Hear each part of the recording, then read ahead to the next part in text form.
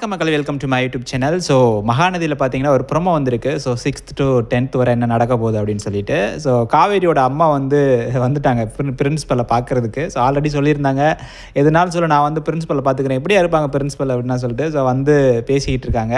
So Kaveri தாங்க, ஏன் காவேரியை வந்து அந்த பொண்ணோட அவ்வளோவா ஒன்றா கேர் பண்ண வேணான்னு சொல்கிறீங்க அப்படின்னு சொல்லிட்டு கேட்குறாங்க. அதுக்கு அந்த பிரின்ஸிபல் சொல்கிறாங்க, அது எப்படி இத்தனை பொண்ணுங்க இருக்கும்போது, இத்தனை குழந்தைங்க இருக்கும்போது ஒரு பொண்ணுகிட்ட மட்டும், ஒரு குழந்தைகிட்ட மட்டும் ரொம்ப கன்சர்னாக இருக்க முடியும் ஒரு டீச்சர், அதனால தான் நான் அப்படி சொல்கிறேன் அப்படின்னு சொல்லிட்டு அவங்க சொன்னாங்க. அதுக்கு காவேரியோட அம்மா சொல்கிறாங்க, அந்த அம்மாவோட அம்மாவே காவேரி தாம்மா அப்படின்னு சொன்னோன்னே பிரின்ஸிபல் ஷாக் ஆகிடுறாங்க. என்னம்மா அப்படி சொல்கிறீங்க அப்படின்னு சொல்லிட்டு அந்த கதையெல்லாம் சொல்லியிருப்பாங்க போல இருக்குது.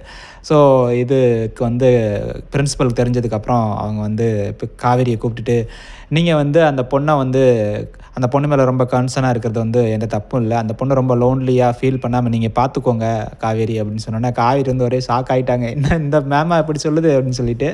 ஸோ எனிவே இனிமேல் குட்டி காவேரிக்கு வந்து எந்த பிரச்சனையும் இருக்காதுன்னு நினைக்கிறேன் ஸ்கூலில். ஸோ காவேரி வந்து அவங்க கூட அன்பாக இருக்கிறதுக்காக. ஸோ பார்க்கலாம், நல்லா இருக்கும்னு நினைக்கிறேன்.